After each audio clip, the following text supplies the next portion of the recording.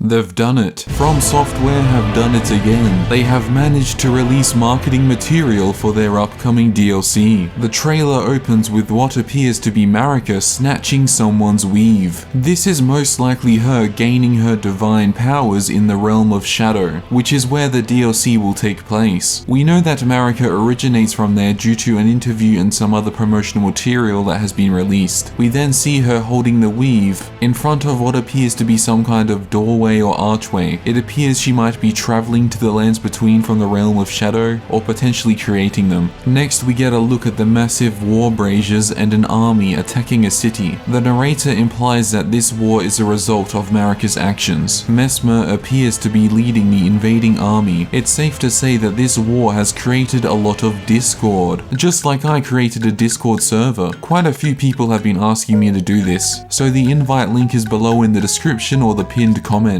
Mesmer is then attacked by what appears to be one of those beastmen lion dance monks. We saw them in the initial trailer, so it does seem that their culture appears to be what initially populated the realm of shadow. We then see those same monks impaled. Oh, so that's why he's called Mesmer the Impaler. It's hard to tell if he's acting alone or under the orders of Marika. Like maybe he just really enjoys impaling random people for no reason. It then pans up, showing that this all took place in that Beastman Temple City area from the first trailer, which is a different place to the central city of the DLC zone. We then get a look at what is presumably Miquella's Great Rune just hanging out around the DLC areas. I imagine gameplay wise we can probably collect these or interact with them, and I expect each one could potentially trigger a conversation with Miquella or play some kind of voice recording. We on that system shop. Or alternatively they could maybe be the source of the weapon upgrades Miyazaki talked about in an interview, taking the place of the golden trees from the base game. The narrator also hints that Miquella may have intentionally let Moog kidnap him, so that he could travel to the realm of shadow, but it's not exactly clear. We then get a shot of the narrator wiping their piss-stained hands on the grass for some reason. Then it transitions to a wider shot of all of the NPCs we are likely to meet in the DLC. The first thing you'll notice is that the narrator is the same NPC we see at the start of the first trailer, so they'll most likely play the role of a guide who leads us to the DLC and potentially through it. None of these NPCs appear to be ones that were cut from the base game. I make note of this because one of the cut NPCs was called Reeling Rico. He would spend the game looking for Miquella, and when he finally found him,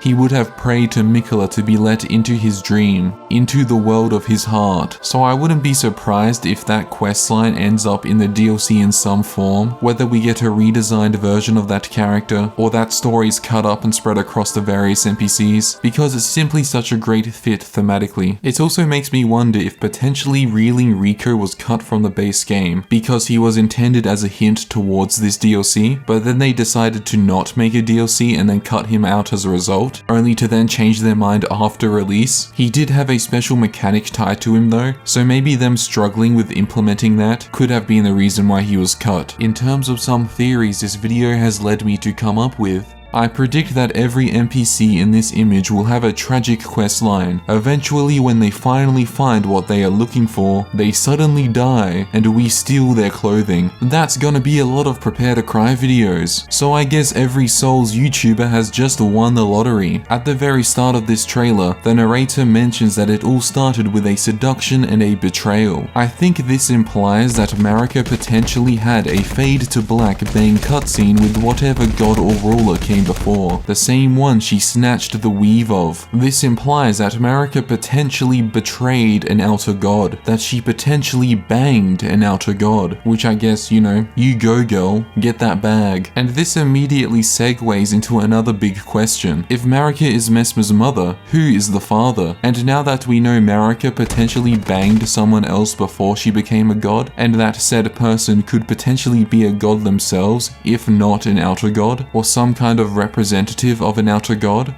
the implication here is that Mesmer is a product of this. Mesmer is literally a child of divorce. This would explain why there are no traces of Mesmer in the lands between, because if he is a product of the god that came before Marika, the very same god that she betrayed, that would naturally conflict with the Golden Order and everything Marika tried to build after that. So it makes sense that Marika probably just shipped Mesmer off into the realm of shadow while she played with her new husband and her new family, and all Mesmer could do was sit alone with his pet snakes and impale people. That is the true prepare to cry. It's a little hard to make out, but if you look at the shot where Marika appears to be opening some kind of doorway or creating a new world, the doorway itself is made out of what appear to be corpses. Now they could just be random dead guys, that's always a possibility, but they do look a little bit similar to those weird statue things you can find in the Eternal Cities. We do already know that Marika is one of the Newman. They're a race you can play as in the game. They are literally described as supposed descendants of denizens of another world, which could be referring to the realm of shadow. The armor of the Black Knife Assassins states that they were rumored to also be Newman, and Roger tells us that the Black Knife Assassins were associated with the Eternal Cities, so therefore there may be some connection between Newman and the Eternal Cities, which might mean the bodies we see in this gateway scene could be related to the same weird statues we find in the Eternal Cities, but it's hard to say for certain. Now in terms of who Mesmer's father could potentially be, in my video on the previous trailer, I pointed out how Mesmer has similar dragon eyes to the ones that you can get in-game if you learn enough dragon powers, so I felt like there was a link between Mesmer and the dragons. At the time I said it was because he was surrounded by snakes. Maybe the snakes were like a primordial sort of dragon, but now that we know there was a seduction involved and how dragons used to rule the lands between, I'm not saying Marika banged a dragon, because that would be really weird, right? Marika would never do anything that weird. Like off the top of my head, the weirdest thing she ever did was turn into a man, marry someone, then cheat on them with herself, resulting in her having children with herself. Okay, that was kinda weird. So maybe Marika did bang a dragon for all we know. Alternatively, maybe there was no bang cutscene. Maybe the seduction the narrator refers to is the greater will seducing Marika with the promise of power, resulting in her betraying her people, who could be whoever inhabited the city of the beastmen monks that Mesmer destroys. This would make more sense narratively, because the entire story of Elden Ring starts from her destroying the Elden Ring. In order for her to want to destroy it, it would have to be built on the betrayal of something she loved. This probably wouldn't be some dragon. It could be her people, or even a character we are yet to meet who she was close with. We know that she destroyed it because of Godwyn's death, but what if that was just an inciting event, and that she actually had a far greater reason to want to destroy it? Let's think about where we saw a scene of mass sacrifice. There was Mesmer's war, but Mesmer impaled all of those corpses. You can't really use those in a ritual, because they simply wouldn't be up to health and safety standards. There is one other scene of mass death in this trailer though. Marika standing radiantly with her newfound divinity, surrounded by mountains of corpses. Suddenly this betrayal seems more concrete. It appears she performed a mass sacrifice on her own people in order to enter the lands between. To me, this makes the most sense, not because of anything in the game, but because they really like taking inspiration from Berserk. This is all over FromSoftware's previous games. If you aren't familiar with Berserk, there is a really important pivotal scene where one of the protagonists sacrifices all of his loyal friends in order to become a god. It's a very horrific sequence, and what we see in this trailer seems quite similar, so I don't think it's too much of a stretch to say that Marika betrayed her own people in the realm of shadow through a mass sacrifice ritual that either granted her divinity, allowed her to enter the lands between, or both. This could also potentially recontextualize the bodies in the Eternal Cities. We do know that they were trying to make their own lord, and maybe this required a similar mass sacrifice. This could potentially be what the Fingerslayer blade was originally intended for. However, at this stage it's hard to say for certain. There are too many what ifs and not enough answers in this trailer. I simply cannot say much conclusively. We will only get answers if we buy and play the DLC. It's almost as if this trailer is marketing material.